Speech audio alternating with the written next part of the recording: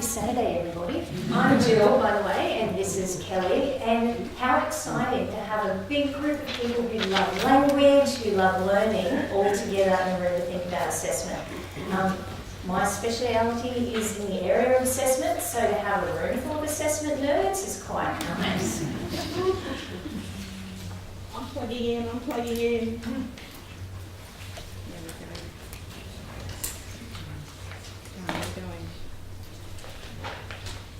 Kelly and I were talking in the car this morning. We really like to know who is in the room and what experiences you're bringing. So if you're an English teacher and you're teaching senior, can you just give us a wave this morning? Wow, that's wonderful. And you're here and not marking. Thank you very much.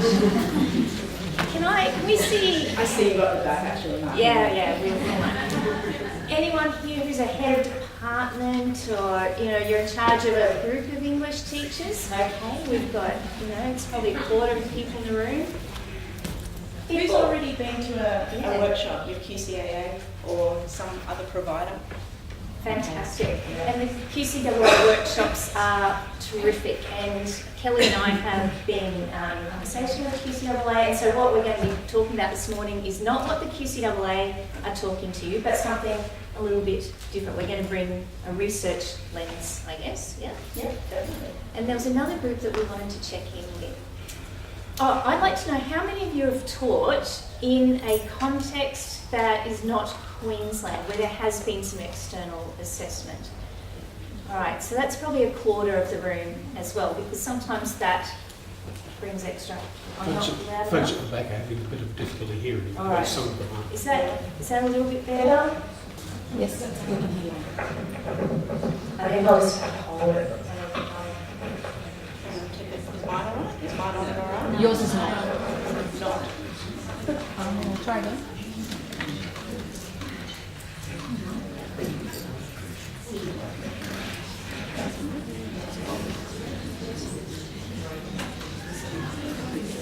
And the last question was, I remembered it now. How many of you are here with? How many people are here with someone else from their team? That is wonderful, because you'll be able to. Am I okay? No. You're on. Oh, You're on. do we steal it from each other? No, try again. Let's try. And we'll do it at the same time. Yeah. I wanted to hear from. I wanted to know who was here with a group. Yeah. About 30. Yeah. If it's going to be on and off, should we just try? Holding it off. It's that it's cutting in and out. We can hear it back here. It's cutting on and off.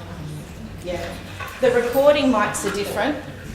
I'm really conscious of using no mics in a room like this because it's cutting in and out. But if I did use my teacher voice like properly, how is it up the back? It's all right? Yeah? Okay. Yours is off. And does yours reach the back as well? All right, I've got to bring my teacher voice out. I haven't had it out for a while. Is that okay at the back? I'm a bit deaf, so please just, That's what I'm conscious of just making sure people can hear really. Okay. All right. Okay. So I put the background on this slide. And it's a picture from, I'm a teacher from New South Wales who has taught that HSC. And it's not what we adopted at all, which was really, I'm so pleased and thrilled with. But this is a picture at the end of one of the HSC exams that my students did. This was the end of a drama exam, which is why it's only a very small cohort, but you can kind of see them in the background there. And I think for most people that I meet that are coming into Queensland system changes for assessment, as soon as we start to talk about assessment at all, our conversation and our mind goes straight to that exam. And so I just wanted to put that image there in part to acknowledge that reality, but also as a hook for me and us to have the chance to say it's about more than the exam, of course. And not just in theory and not just in principle, but the structure that we got in this new system actually says that exam is only worth 25% and that nothing else is scaled against it. So mathematically, it's not the only thing, which is different to what happens in the southern states. So I wanted to start from that premise. Here's just a quick overview of what we're covering today in rough order, which is that we want to talk about the principles of quality assessment.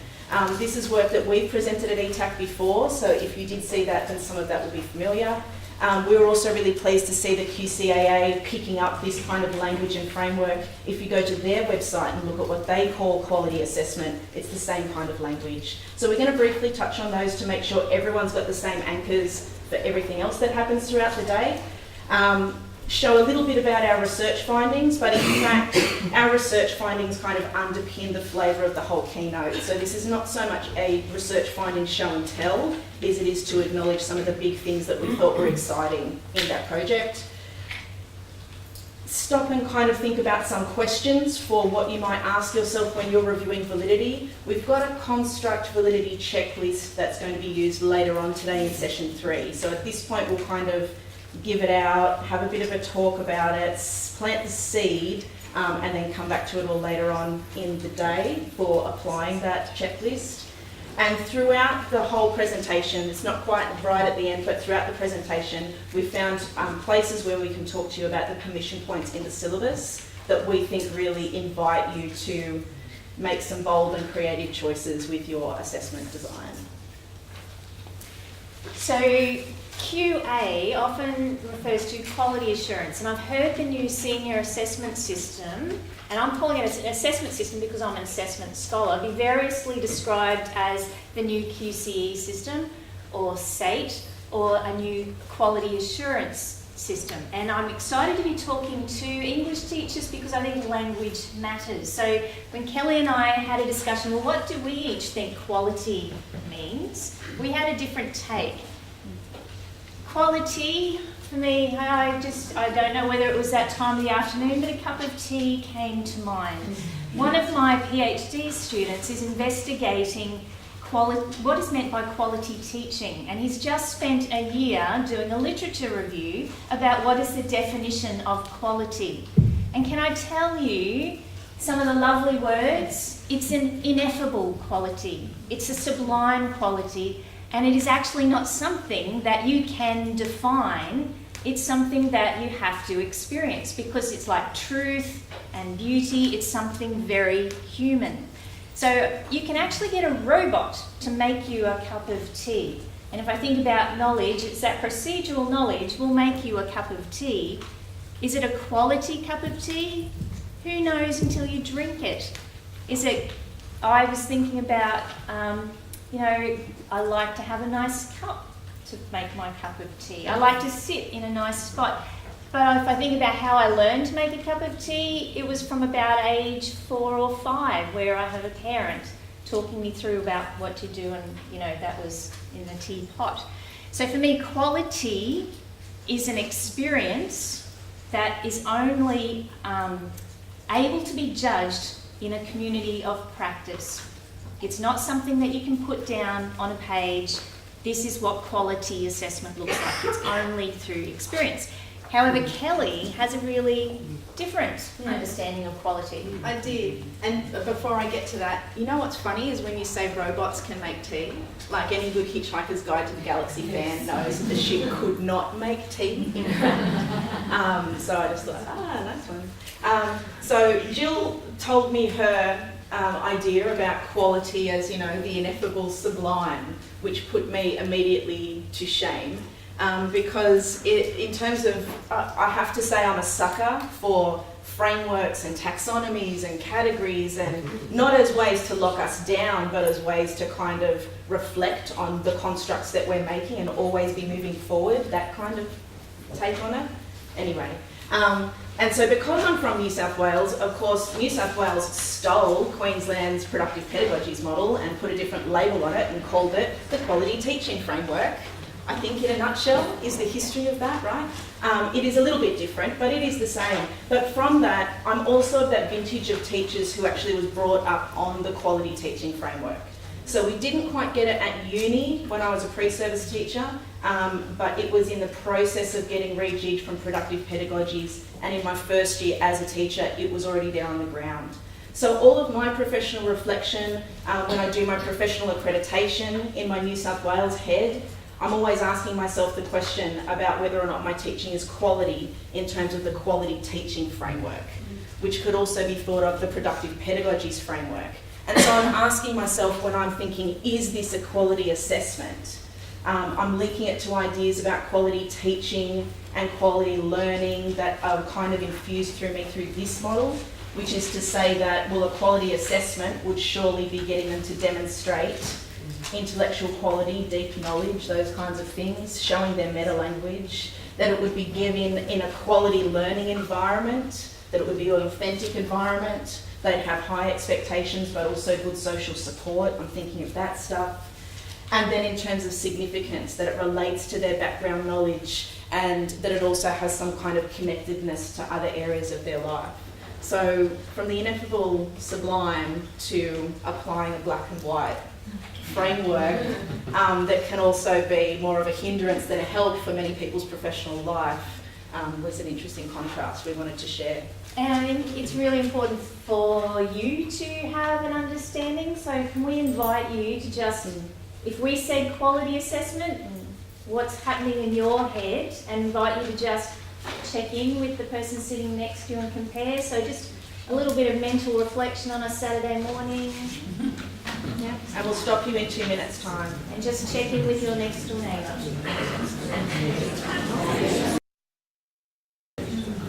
Fantastic, thank you. So, the cup of tea. The next thing that we were talking about, or the thing that came up for us that was new, because we've been talking about assessment for a long time, but there's always something new every time we talk. And the other thing that came up when we were planning the keynote was this, was in terms of assessment. We've just talked now about what we mean by quality, what do we mean by assessment? And it was this really nice light bulb moment, again, that Jill had that she'd shared with me, which was about, well, English teachers might really want to think about the difference between assessment as a verb and assessment as a noun.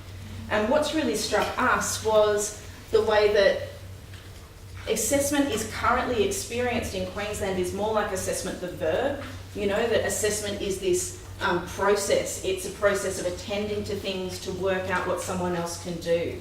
And that it's the teacher would be there kind of doing the assessment, you know, which is different to the idea of assessment as a noun. And this is, hey, it's an image credit that comes from my life somewhere. I certainly wasn't holding the flame, but, you know, really, this is one of the HSC English papers at the end of the 2009 paper, right? Okay, so I know a kid who knows a kid. When assessment is treated as a thing, you know, that this is the assessment, we actually give over some of our power to that thing. So it's, again, a minor point of language, but we thought how important it is to be talking about that thing as the assessment task, or about the assessment task sheet, or the assessment criteria sheet, and that when we say assessment, be really trying to ground ourselves in assessment as the verb. So that sent me back to my assessment theory, and I just wanted to give you a quick background. So assess comes from the Latin assidere, meaning to sit alongside. It came to mean to judge and ascribe value, not until, you know, mid last century. To sit alongside was someone would sit alongside, you'd sit alongside the tax collector and they would work out how much tax you were going to pay in ancient Rome. Or in fact, it was actually when the Romans were camped side by side with someone they were about to besiege. There was this real power relationship going on. And during the Middle Ages, the assessor was the person who sat next to the judge who worked out the fine or the sentence. So there's this, to assess is to judge and ascribe value. And it wasn't until, you know, about the 1950s we started using it to talk about assessment in terms of what we're doing. So when I went and had a look, there are at least 5 different ways of describing assessment. It can be the outcome, you know. When I was in school, I'd get 15 out of 20, and I'd have no idea why. And so in Queensland during the 90s, 2000s especially, we really thought actually students should know why they're getting 15 out of what that means. So sharing criteria, sharing standards, feedback, peer feedback, sharing exemplars, that's become standard practice. Assessment can also mean the evaluative act of judging quality. Her assessment, you know, when I was asking you and Kelly who's in the room, that's shifted, our assessment of what we need to share with you is shifted slightly. It can be used in, kids talk about in terms of the product that's being judged. I handed in my English assessment today. Or it can talk about the whole range of approaches towards evidence gathering. I often talk about the new senior assessment. And one that I think that I am hearing more as we're talking about the new QCE system is a discourse that we're importing from the USA, where we're talking about a suite of diagnostic instruments, the assessments, and it's often the plural. I want you to watch that little S going on there, because I think that is where we shift the power away from the students being assessors who can be involved in the evaluative act of judging quality, to becoming all of a sudden this instrument will judge quality, because Gordon Stobart's written a beautiful book called Testing Times, where he looked at the UK history of more standardised and prescribed assessment and did a lovely job of critiquing it, because even where students who are highly capable start thinking about themselves, the outcome of judgment is not just for the product, 15 out of 20, A, high achievement, very high achievement, but it's also a personal judgment. I'll be a nothing. In our project, when we were talking with teachers, we heard, and we do hear our pre-service teachers talk about our C student or our A student. And we hear students talking about themselves in that way. And Gordon's got a lovely description where he says assessment makes up people. So when we're thinking about assessment, I'm talking about number 2. I think students, our job as a teacher is to make sure that students know what they're learning, why they're learning it, how to learn it, but how well they're learning what to do next. For me, our job as teachers is to make sure that they are people who can assess, who can judge and ascribe value. As we're talking about quality assessment, I thought it was really important that we knew what we're talking about, because Kelly and I, talking with our colleague Linda, often may talk in different directions. So, that sound all right? Yeah. So, quality assessment in the new QCE. If you're not sure about the history of where it's come from, Gabriel Manners and Jeff Masters were, after a parliamentary inquiry, were invited to write a report. You can read it from ACER. It's a really big document, and the QCAA was tasked to put these recommendations in place. And one of the things that they recommended, that assessments, and you can see that little S kind of symbol in there, must provide valid, reliable and meaningful information about what individuals know, understand and can do, and how well they can do it at the completion of Year 12. We'll unpick what we think valid and reliable might mean there, but it also has to have a futures orientation. And I've put one of Royce Sadler's 1989 aspirational ideas up there, because for me this is really important. I think also the system has to make sure that students themselves get that evaluative expertise, because it's not going to be enough for us to say to the students, oh, you've got to learn this because it's coming up for your internal assessment for Year 12, or the external assessment, learning's for life and it's got to be bigger. Those 3 things, gee, they're big purposes to try and knit together, aren't they? Particularly when you're still working out as a school. When are we going to report? How, which text are we going to choose? There's a lot of process stuff going on. Our challenge is to think this morning big picture to help you inform those smaller picture decisions. Yeah. Some of these ones, I'll just show you. I had this up before I actually got the website, and I thought, I know that they actually really do use it. This is the QCA website where they've used the same kind of language.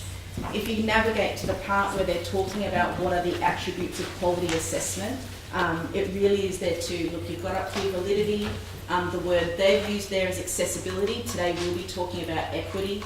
And then down here you've got reliability as well. So it's just really so affirming to see those principles taken up in the work that the QCA are doing. And that's what we've got there. So there's, I guess, 3 big anchors to quality assessment. And if you've done the QCAA's online assessment modules, you'll feel really, I guess, confident, because I know you probably did this at university, but as a profession, we probably haven't used this language of assessment frequently in our schools, or if we have, it may not have meant the same thing. I think those online modules are terrific, and I keep saying to the QCA, please may I take these to my international colleagues. I want to show off what great Queensland work looks like. Validity is the big one. Over time, I said to Kelly, I wanted to put a picture of a hula hoop, because these things kind of work together. There's a spiral going on, but they can't always be, they're not always in the same spot at the same time, and they're always in tension. So validity is the overarching big daddy. It used to be reliability. If you think back to Binet and the intelligence test, it was all about making sure reliable scores. It's trying to stick to its validity. My prediction is in 10 years maybe, equity is going to be at the top of the triangle. It's making its way up there. Better hear first. Yeah. My crystal ball. So what we thought we would like to do is unpack what we understand those to mean and what they can mean for your assessment discussions. The other thing we want to share with you, I guess, is the work that we've done to teach and tell you a bit about the research project. So where you see these were modelled on. It was going to be like a chain link, Yeah, these are woven. I don't know if any of you collected last year the Woolworths, plastic toy things that connected. Yeah. That's what these are. So these are things together. Yeah.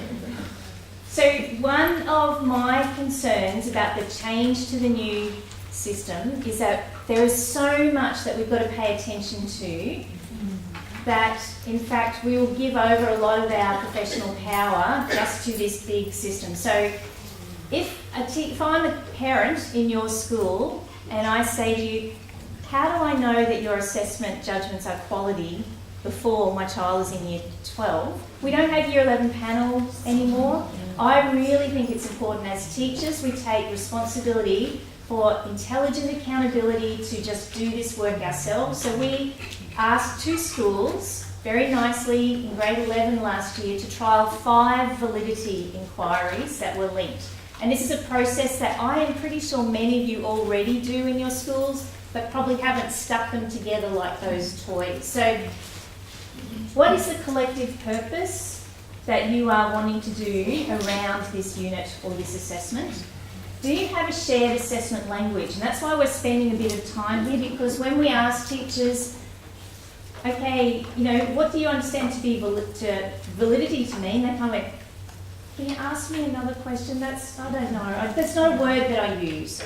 Or we said, if your big purpose is creative and critical agency, that students will develop that, they're going, no, don't have that shared language. So they spend a lot of time talking to one another and really deepen their understanding of what they're about through that shared language. They then engaged in a process of looking at their summative design and saying, is this equitable? Because we'll talk about validity in a moment in terms of consequential validity, and that was a really helpful process. This is all pre-teaching a unit, and then during a unit, there is that formative, responsive kind of assessment that goes on, where you're checking in with students the whole time about what they're understanding.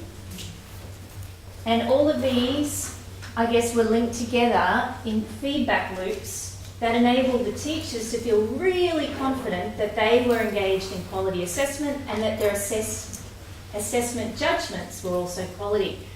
Can we just flip over to the website? Yeah, sure. I guess we're not going to take you through that research project. We're just going to pull out bits and pieces, but there is a website if you want to have a look at it. There's the 5 validity inquiries explained, and on each one we've got, you know, a beautiful video of Kelly, and explanation, and keep going down, Kel. Some definitions, keep going down.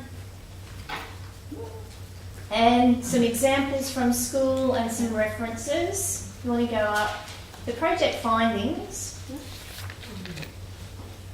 Yeah, scroll down. If you click on that little link, there's a handbook that schools could use to help design kind of this process of just having an internal quality assurance process where they're taking ownership of it. We've got the 2 English case studies. These guys were using the current syllabus. It was more of a process that they were trialling, but they were happy to share that. And throughout the website, there are videos of those teachers discussing ideas that you could use with your staff if you wanted to get a discussion going. Yeah. So it's at, if you want to go back to home. There. We've got it at the end. We can make the slides available, and if you are tweeting, then we'll pop it up on Twitter as well. We're both on Twitter. You can ask us questions there, all those kinds of things. Yes. Yeah. So that, I guess that's there. When you see, if you want to go back to the slide, is there anything else you want to show? There is something that I just wanted to talk about, and it's just before we pop back to that slide. In terms of one of the things that I personally got out of, because whenever you do these research projects, you learn so much. One of the biggest things that I learned was working with these 2 schools, we wanted to kind of talk about having shared assessment language. And yes, those principles at the start, so what do we mean by validity, equity, reliability, but there's all of the assessment language specific to the discipline as well. So when I'm talking to someone else about creativity, what do they mean by creativity versus what I mean? When I talk in a task about students will create, do I just mean that they'll make, or do I mean that they'll make multimodally, or do I mean that it's a literary task? And so when we started to get around shared language with the 2 case study schools, it became clear to us really just how much language we're dealing with when we talk to each other and have to have that shared bank of language. So we've got on here some glossary around the terms that came up in this study, but it's by no means definitive. And of course, your work would be about getting your own little glossaries within your own departments, I guess.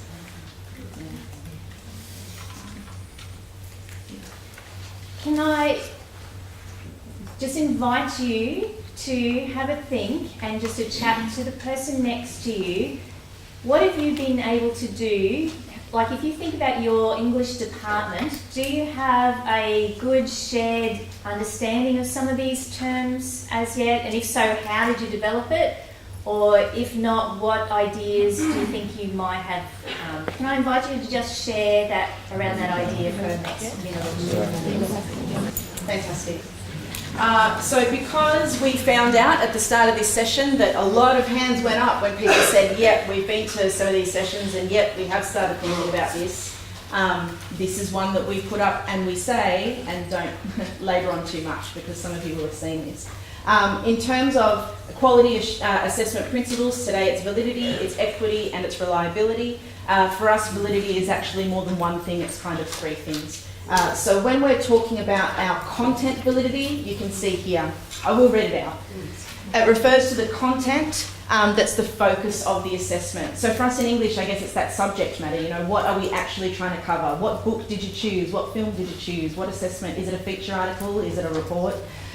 So what is the content of that assessment and how has all of that been aligned and is the representative focus of the assessment with the required skills and knowledge. So there's this really difficult balancing job that we do of getting our objectives in line with our subject matter, in line with the assessment task requirements at the other end, and then somehow having to think about pedagogy in that as well. So getting your content aligned. In terms of construct validity, that refers to when the design of the task, whether it actually gathers evidence about what it was supposed to gather. So whether that thing is constructed to do the job it was supposed to do. Does it enable the students to create the evidence that they need to create within the conditions of the task? And that's the kicker sometimes, isn't it, within the conditions of the task? And I know for me, I'm always, you know, if you get me on my soapbox, it's always going to go back to Unit 4, Topic 1, having to do the imaginary text and scene conditions, that kind of thing. I've got a lot of thinking around that. But anyway, this can include attending to the accessibility of the design, the alignment of all the elements, the achievability of the scope. Can they actually do what I'm setting out for them to do? It is linked closely to the principles of reliability and equity. I mean, of course, they all link up, but this one is especially closely aligned. The third one is consequential validity. And when I came onto the project, this is the big one that was new for me. I kind of understood content and construct validity. I knew I had to make sure my assessment was covering what it was supposed to cover and that it was aligned with all the different objectives in my pedagogy and teaching plan.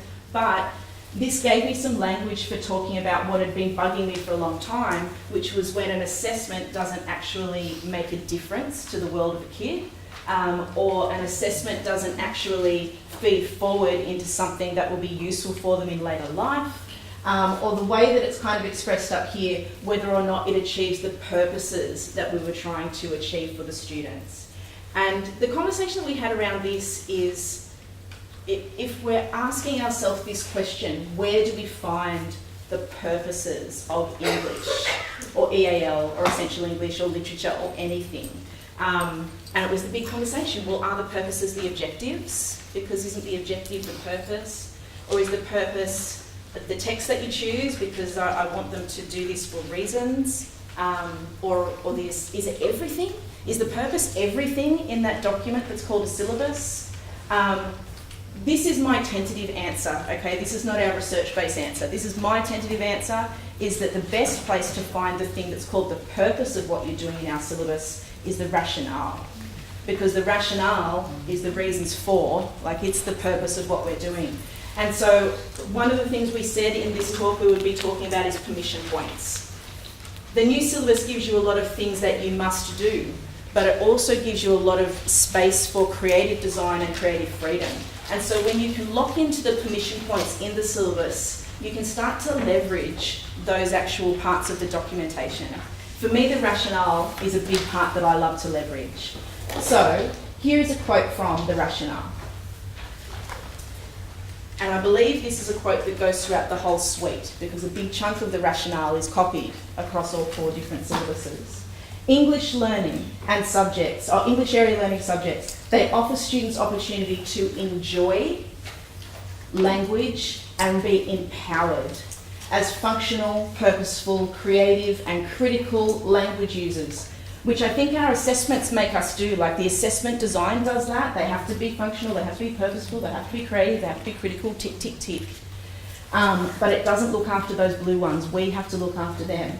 They also have to be users who understand how text can convey as well as transform personal and cultural perspectives. And we're very good at doing convey, and the objectives make us do convey. You know, how are we positioned by the text? How does the text position us? How are perspectives represented? How do we represent perspectives? We're very good at convey. But could we put our hand on our hearts and say that our assessment suite for Year 11 and 12 does enough to get them learning how to transform cultural perspectives in ways that let them enjoy language as well? If this is part of our rationale, which is our purpose, which is our reason for, and we want our task to be valid, which includes consequentially valid, then this is a nice permission point if you're the kind of person who likes to push into this area of work. So in the project we call that critical and creative agency. Agency being students and teachers having power to make decisions. So a creative agency is creating an innovative intervention in the world that draws on one's experiences. And I think English teachers, English assessment often seems to be in the intervention space. I speak as a parent of 3 children, the last one of whom is in Year 12 and just doing her English assignment this weekend. And critical agency to analyse oneself and others. coming from the lovely language experts, Hope and Calancis. What did this look like in practice? So in the assessment design, it was asking students to do these things, but it was also in the formative work. Where's my book? There you go. So these were two schools, one independent school, one state school, where they've been doing a lot of work around formative assessment. We asked the teachers to design lots of formative assessment opportunities in their unit where students would develop creative and critical agency and film those bits. We then took those little bits to the students and said, tell us how this helped you learn. And many of the students said, you know, usually in class, I just get to see the back of someone else's head, and the teacher is the one person speaks at a time. And these were schools who had spent, 5 years developing formative assessment pedagogies, had participated in research projects with various universities. So this wasn't kind of like, and the teachers were going, oh, really? When they did lots more peer assessment, they said it gave them a deeper understanding of the criteria because then they could recognise it in their own work. They started thinking, oh, now I need to do this in other subjects. And in fact, they started advocating in other subjects. You know, excuse me, sir, excuse me, miss, can we have some exemplars so we can do some discussion around to really understand the criteria? They were able to see on online posts and getting feedback, they got better. And the teacher said, look, by spending more time on this formative work, they actually asked a lot more questions. And what they had was, in the end result, spending less time writing copious amounts of feedback on drafts because the students would book in a 2-minute appointment and say, I've just got this specific question, and off they went again. So it saved teachers a lot of time. And then when they were marking, they said, I didn't hear my own voice being repeated back at me as much. There was a whole variety and students' work improved. So that's a good consequence of planning for more creative agency in them. So overall, what happened when the teachers said, I will just prioritise students as agents in my formative assessment, students showed a lot more initiative. They started suggesting alternative assessment responses, transferring the skills, applying them to other subject areas. They were able to move more easily between individual and whole group learning. One of the teachers ran a Socratic seminar for her Year 11 students, and they said this is the first time we've ever actually sat in a circle and had to take responsibility for the discussion. You know, that's really important for life because we're going to have to do that in real life, aren't we? And many of you probably run Socratic seminars already, but maybe haven't linked it into validity, perhaps. Now you've got a reason for saying that's important. Students were able to demonstrate discipline expertise. They were able to really understand quality as assessors. They contributed to the relational trust that's so important for quality learning. And there was a whole lot of diversity that was valued.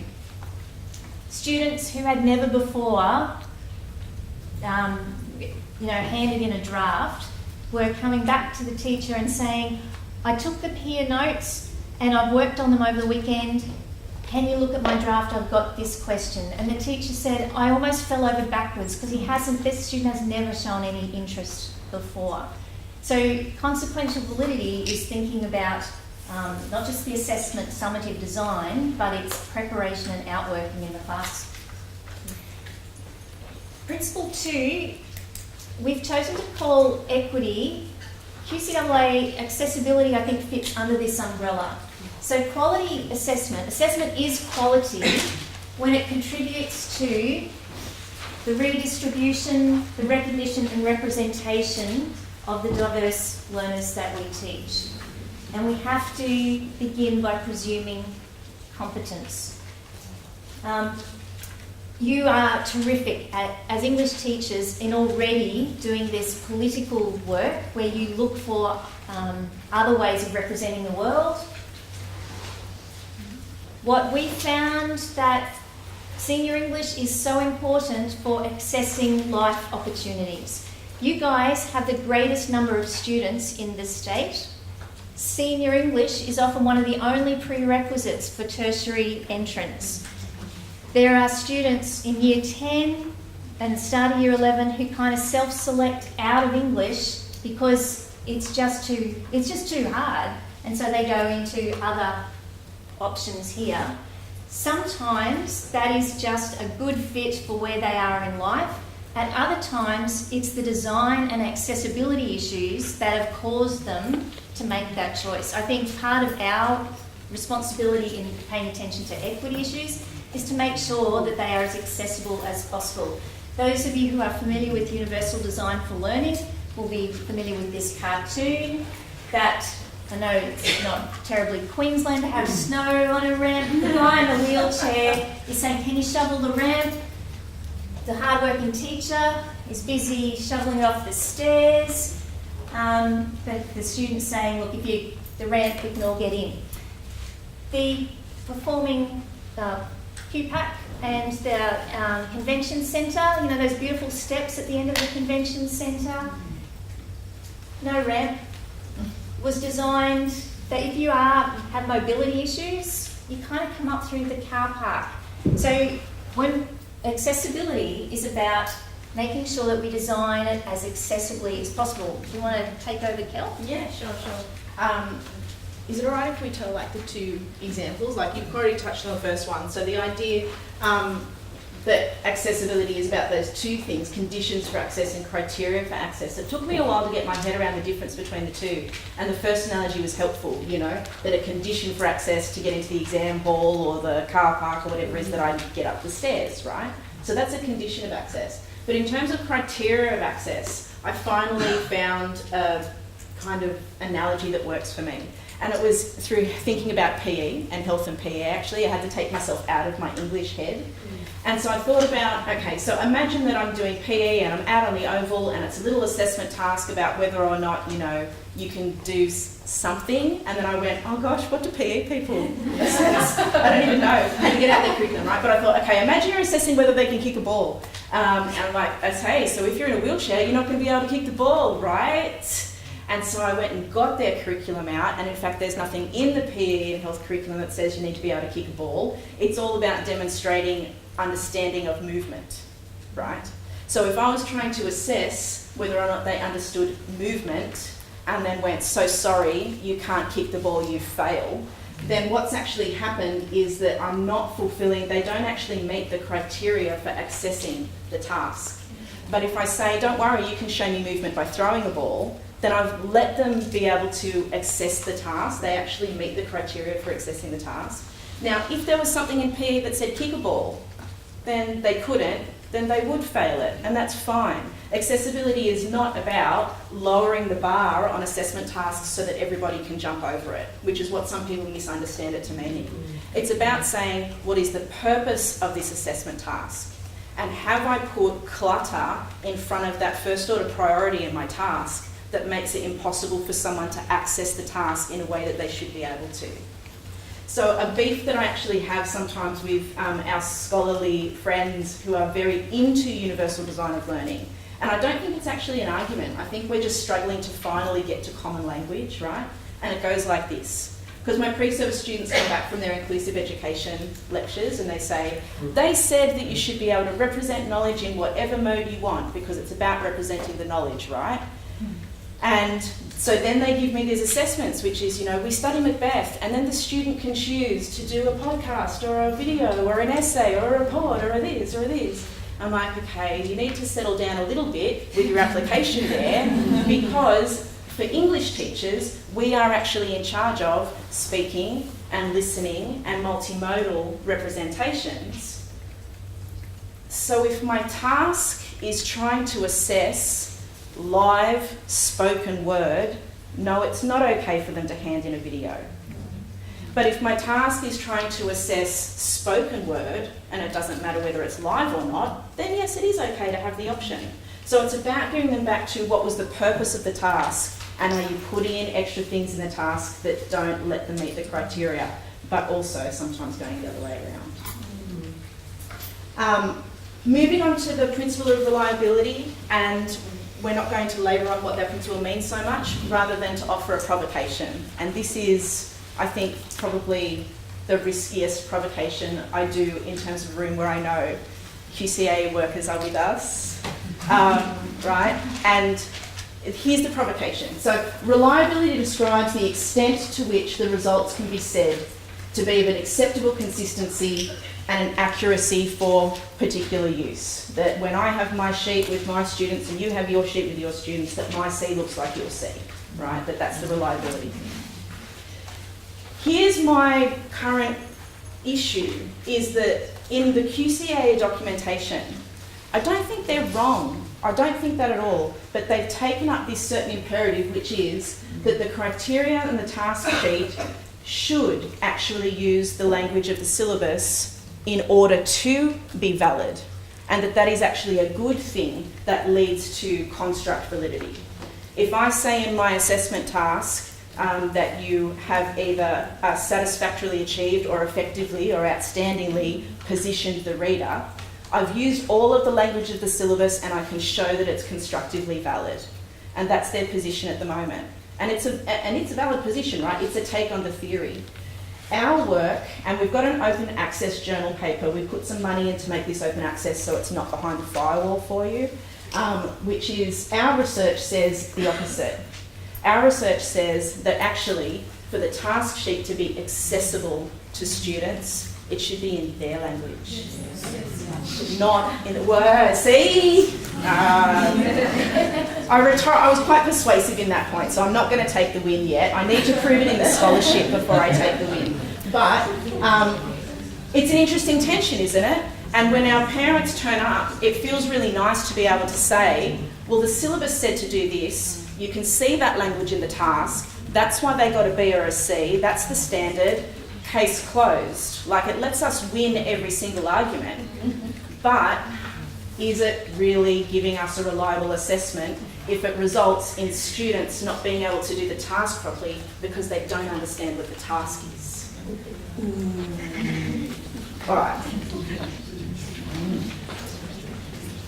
Are we ready for that next one, Veronica? Yep. Okay. Yes. Going to give you a chance to process that and talk to someone in just a moment, because criteria sheets are really, really important, and it's also important to help students unpack them. In our Horizon grant work, these teachers, highly capable teachers, said, yes, I probably only used to spend a little bit of time. I actually spent lots of activities unpacking criteria 3 in the current syllabus especially, because quality criteria are really important to help us make reliable decisions, but they are not the whole show. So criteria will help us have a rationale so that others can understand it, will help us make judgments and make them more predictably and invite others to judge similarly, but not all criteria are able to be specified. As English teachers, you know, you get these amazing things that, wow, didn't see that coming, doesn't fit the criteria, how do I make that? And sometimes I think, as our world changes and the texts we use change, we're going to come up with new things that we value.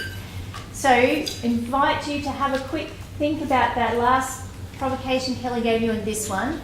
If the way we're setting up this new system is also about making explicit provision for students to become evaluative experts, how are you going to help students acquire that evaluative expertise?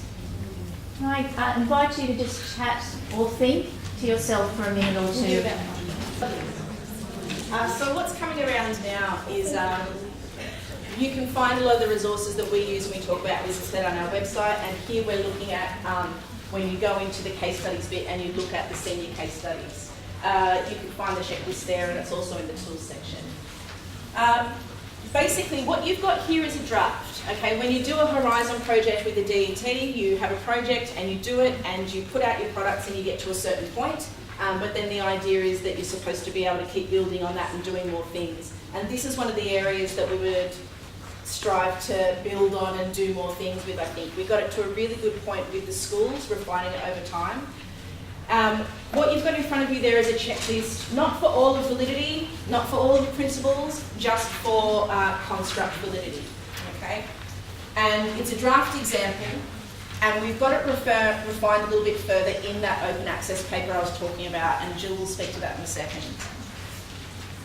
Here are some quotes from our teachers that were involved in helping to design or refine this checklist. Basically what you do is you get your assessment task sheet, and you will have seen similar checklists if you've done the QCAA training. They've got a similar kind of sheet. But here you do it, you sit there with your task sheet, you sit there with your checklist, and it becomes a framework for helping you think through some of those construct validity concerns. So here are some quotes. When using the validity checklist, we sat and we went, why is that even on there? Like when they looked at their task sheet, why did they even put that there? There are so many years of tasks involved. You've got dregs from times before where like that's not even the task anymore, like quick delete that. You know, when all of a sudden it says Frankenstein, you're like, it's not even about Frankenstein. Or the error to like 2009, and you're like, oh dear. So we've had a huge success with the checklist, and I think a little bit of a culture shift will come now in our school, in that staff won't think that looking at the reliability and the validity of your assessment and making sure it's inclusive, that that's not a criticism, that that's actually like a critical friend conversation that you have, and you would look at each other's stuff. That's really, we loved seeing that in the schools. That was one of the most pleasurable things to watch. It's an important part of education, actually critiquing and reviewing each other's work. So, these ones here. So we sat down with students with some criteria sheets and asked them what's important here. And can I tell you the context statements hardly ever got read, but in another project talking with Merida Spina, she also interviewed lots of students, and they said, look, we don't understand the task sheet. And if you don't understand the task sheet, how are you going? You're going to rely on the tutors, the parents, and other explanations. So for students particularly who have language difficulties or attentional difficulties, they're going to kind of go, oh, too many words and not pay attention. So we've refined a little bit further, particularly for those students who have those additional barriers to accessibility. These points, they're part of the paper where we analysed a Year 8 English task sheet, and the complexity with a speech language pathologist, an inclusive language person, myself as an assessment person, Kelly as a curriculum person, and the visual accessibility was really quite complex. There were too many font sizes, too many text boxes. It was really difficult to see. 3 different styles of bullet points, Yep. indented this. And it was I looked at it first and went, oh, this is a really good task sheet. Like, I wish I could write one that well. But when we analysed it closely, hang on, there were accessibility issues. The procedural accessibility, where the instructions go, the task kind of needing to be right up the front before there are the nice contextual things. And the linguistic accessibility. As English teachers, we are really good at writing beautifully rhythmic, melodic, evocative sentences that have a full stop somewhere down the track. Not for a task sheet, short and sharp. Can I just pause to ask, when you made a comment there, like, because we can see you all, I watched a few people's faces. In terms of those sheets having the context first before the task, how many of you have thought it would be really nice to switch that around and have the context later? A few people? Yeah, okay. I'm in an arm wrestle with someone at uni about that right now. They want the context up the front, going, no, just task. Tell them what it is. Tell them what it is. Yeah. Okay. No. The one that you've got in front of you, we're going to use this afternoon in session 3. Yep. The power of this was not necessarily even what the dot points were, but the fact that the column is sitting right there. If you go back a slide, Kelly. Oh, yeah. I see. On the right-hand side, the opportunity to have a peer discussion before it goes to panel, what we used to do in panel now becomes internal. Yeah, and that's what I like as well. So when I said these are a draft list, it's really the stuff down the side that is a draft, and you could go and add more stuff at your school with things that you were looking at, whatever. I think that's the power of the tool, is where you actually sit down with someone or even with yourself and go, was this here, yes or no? You're forced to tick the box or not, and then get some comments about get some feed forward about improving it. I think as a professional tool, that's where the power of it is. Yeah. So, This is the bit that we don't do now because we're going to do it in session 3. How good is that? Okay, coming back to the idea of commission points. Okay, commission points. I'd already talked a little bit about the rationale, and I thought I'm not going to do a whole lot of beautiful slides around these because really the point that I want to make is quite concise. And the point is this, that I've offered the rationale as one of the big parts of the syllabus that I like to leverage as a commission point. The other parts that I like are these two, and it's the 21st century skills, where if we can't find a reason to do the really cool thing in the assessment we want to do in our objectives or in our subject matter, that's the other big place that we can look to, and especially around doing work with ICT and multimodal texts. So for me, with our particular syllabus, like just to get Englishy for a moment, one of the things that I was sad to see, I was glad to see fewer assessments, I was glad to see fewer texts. They were all really good things. And by necessity of having fewer assessments and fewer texts, the compromises had to be made, right? But the compromises that were made in English, that we've ended up with a year 12 or a unit 3 and 4 assessment pattern where 3 out of 4 tasks are written. Which to me, as a scholar in the field, I would have suggested more of a balance that had written maybe as half, I guess, rather than 3. Kelly? Why? I'm not sure. What's your reason behind it? My reason behind that is because students are dealing so much with written and spoken language. Like for me, I love the multimodal, but ultimately our business is still words, right? Our core business is still words. So it's not like I want to turn into a visual arts teacher or a music teacher. No. But if our core business is words, then where in the syllabus did it say that written word was more important than spoken word? I don't remember seeing that anywhere in any of this documentation. And so because that's not in the documentation, it makes me say there's a problem with construct alignment. Because unless something in the rationale says we want to do more with writing than speaking, then why does the assessment do more with writing than speaking? So it's a construct alignment concern that I've got when I have that concern, yes? The other thing is that in Unit 3 rather, you've got both of those tasks where you kind of have the option to make them multimodal. Like there's the public text that can have digital features if you want, and then there's the persuasive spoken that can be multimodal if you want. And I guess if you read the prescriptions in the syllabus, you would realise that at least one of them's got to be multimodal, otherwise you won't cover that language mode, and that'll be a problem. But potentially we've got just like 1 out of 4 that use anything other than the linguistic. And again, even though linguistic is our core business, I didn't know it was still that predominant philosophically with us. So you're concerned about teacher evaluation of those? No, it's not so much teacher evaluation. This is nice because it gets us to use language in the moment, right? My problem is probably with the consequential validity. So the type of texts my students are going to be making after school are way more multimodal than they are just spoken and written. Okay. So when you've got an assessment design that doesn't reflect what they're going to deal with in the real world, I think it's a consequential validity issue. Yep. Whew. All right, nice. Okay, so the 21st century skills, I really just caution against what we know happens in curriculum, which is the axiom that if it's not measured, then it doesn't get done. Now, I do not advocate measuring the 21st century skills. I don't think a lot of them would behoove measurement. That's not what I'm saying. But the same thing plays out in the junior curriculum, right? That the general capabilities are woven throughout, trust me, and so they get done. And so just a caution that don't do the same thing with the 21st century skills. Let them empower you. Let them become a permission point for you to do the types of things with assessment that you want to do. We're aiming to leave time at the end for questions, but, oh, sorry, I think it was a question about something else. The last thing there is the Year 11 design. So the thing that frustrates my pre-service teachers, like because they're coming into this new and they see Unit 3 and 4 and they're like, how handy, a roadmap for what to do. That is quite useful, thank you. Ta.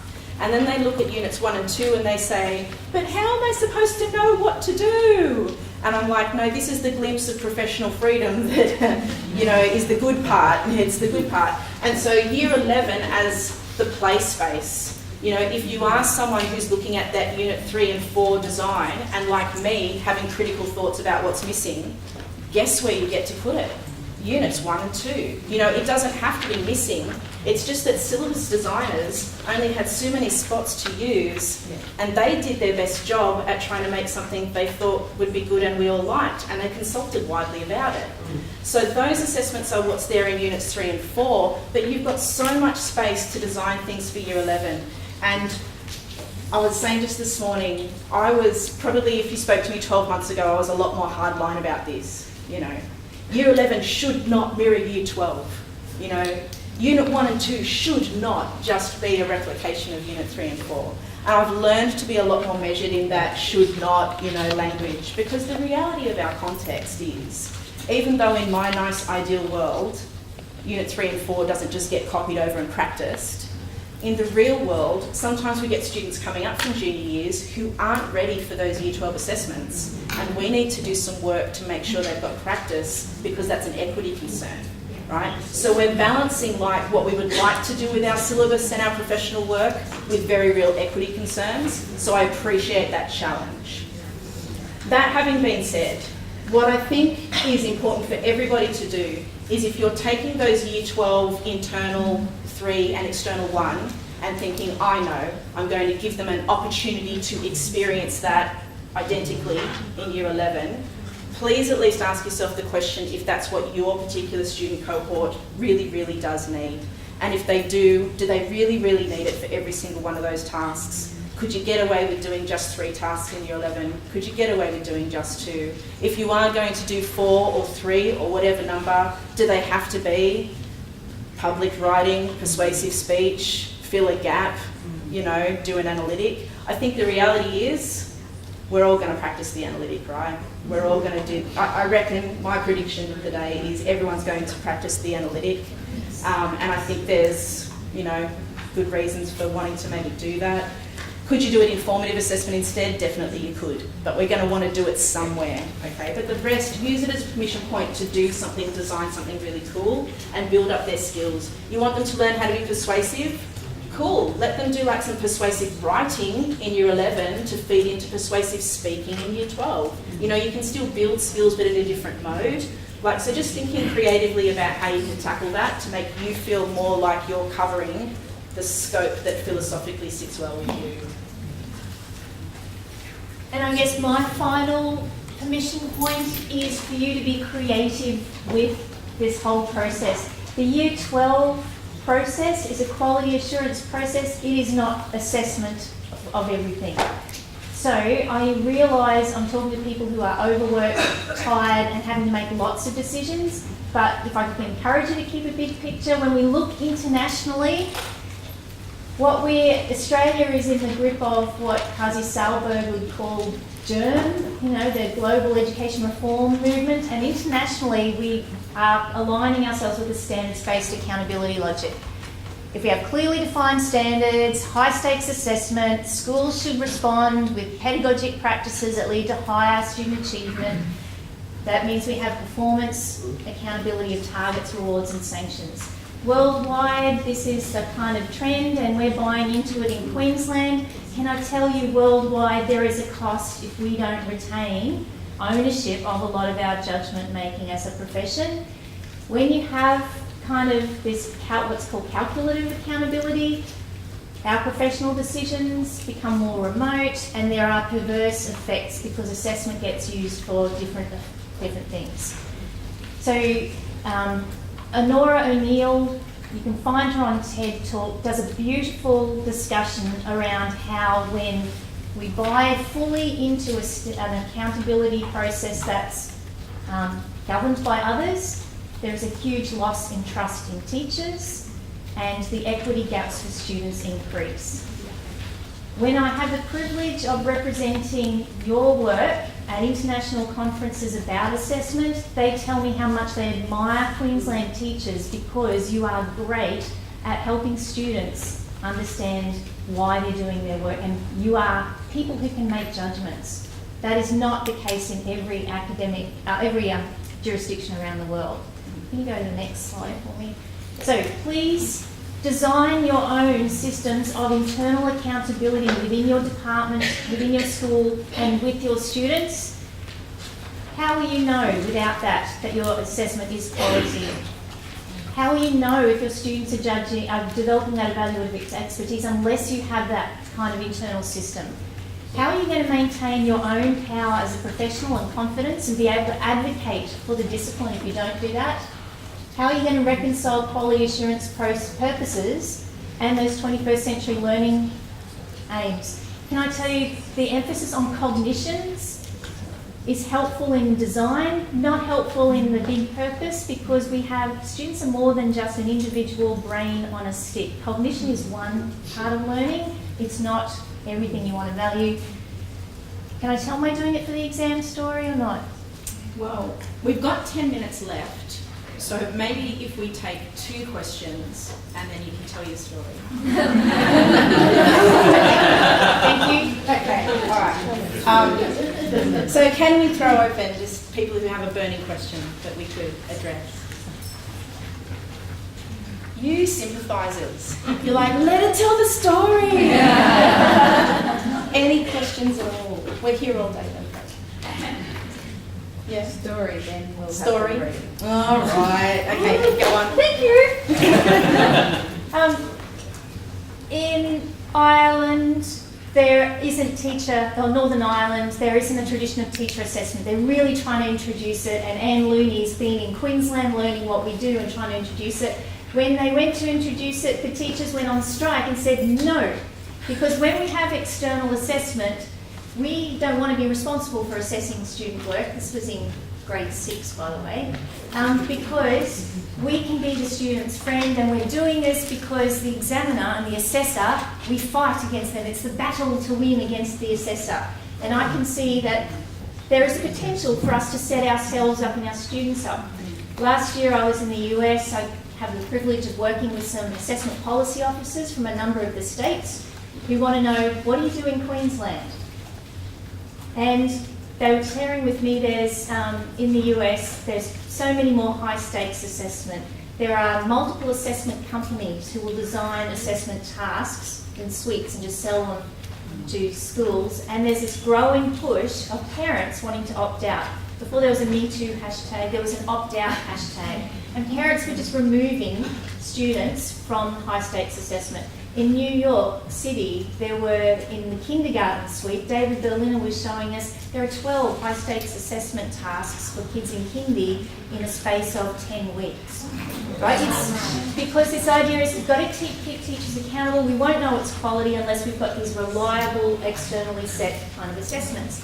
Well, in one state, the social media campaign was so strong, they voted and they said, look, we're going to make opt-out real. If you're a parent and you don't want your child to do the state assessments, standardised assessments you can opt out, and the school will design some teacher-based assessment for your students. 93% of parents opted out of these high-stakes external assessments. And the policy officer said, we have just discovered how bankrupt our teaching has become, because on a Friday afternoon we're going, you kids better behave because you've got to learn this because it's going to be on your the assessments. We've got to learn this for the assessments. And when all of a sudden the assessments were there, they're going, we've lost why we're doing assessment for what is the big purpose, what is the learning one. She said, it's been devastating but also quite empowering for us to go, hang on, why do we do assessment and who is it we're doing assessment for? Can I share that story with you as English teachers who are in charge of the discourse in our schools?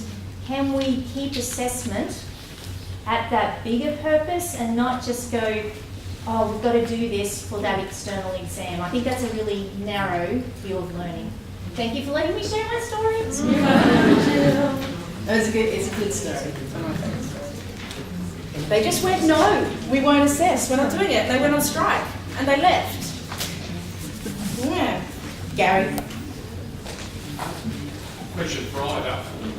How important is student interest and engagement in the assessment tasks that are set when you see that fitting into the scheme of things? For me, that's has a home in that construct validity, I think. I could kind of make some big highfalutin points about maybe there's a point around equity, because if some students see themselves in the curriculum but other students don't see themselves in the curriculum, there might be a kind of subtle equity point to be made there. But for me, it's about consequential validity. So if they're not enjoying it, because our rationale says that they're supposed to enjoy it, if our rationale said we don't actually care, I'm not sure if the mathematics rationale says that they're supposed to enjoy it, but ours does. So for me, it fits into, it's definitely imperative, and I try to sell it to my pre-service teachers as an issue of consequential validity. And I think the lovely thing about where the QCAA are using the Zano and Kendall kind of model of learning, that self-system is sitting right at the start, and it gives us a reason for acknowledging that the students are the ones who have to engage. In our project, when they were engaged in those multiple formative tasks, they were totally enjoying even the most challenging tasks because they felt greater ownership, and they were comforted by the ongoing feedback loops that were going on in the class. They won't always love it. Like, learning involves cognitive dissonance and it involves pain, so they will have those moments in their learning journey. But if when you're saying to students that really don't have, but you're saying to like students that have really low literacy, that are really engaged in highly multimodal work, that are out there expressing themselves online, and then you say, I know what we're going to do, we're going to study Jane Eyre and we're going to write a feature article for The Australian. Like, I just don't think there's much in that task that they were ever going to potentially enjoy. That's just it. Yeah. 4 is the smallest number of assessment tasks we've ever had in Year 12 by a significant margin. Yes. And in Year 11, which we're largely concerned about today, we have the possibility of having only 2. Yeah. What are the potential implications of only choosing 2 pieces of assessment? Is there an issue with summative assessment fitness? Are there potentially negative and positive consequences for us in reducing that number? Yeah.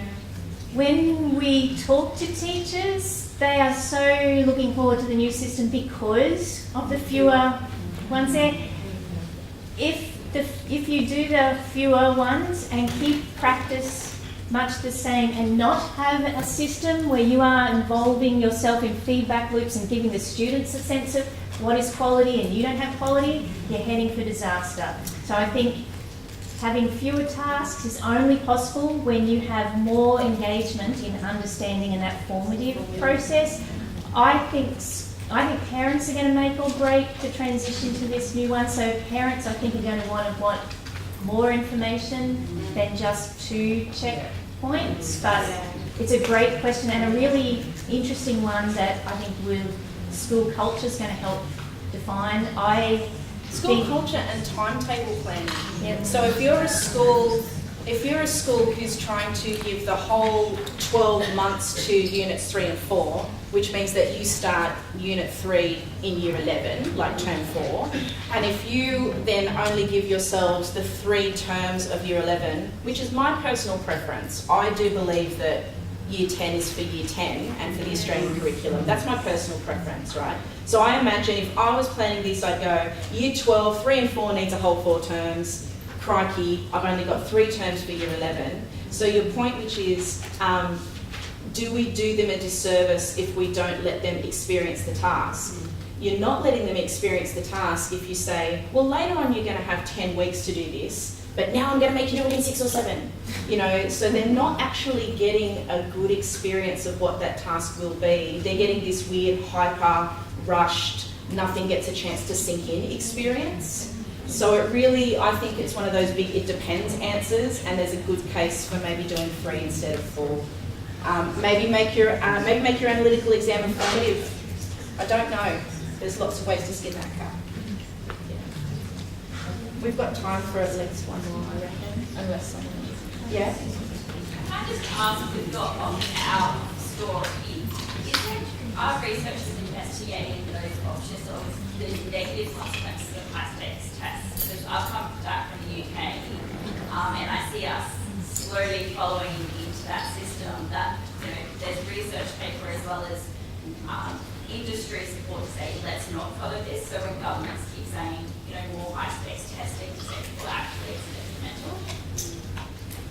So internationally, you're absolutely right. Where there are greater external kind of pressures and measurements, and teachers are held to account to other, to external benchmarks, there is a big cost. And I don't think we've realised, I don't think we're paying attention necessarily to the international stories at a political level.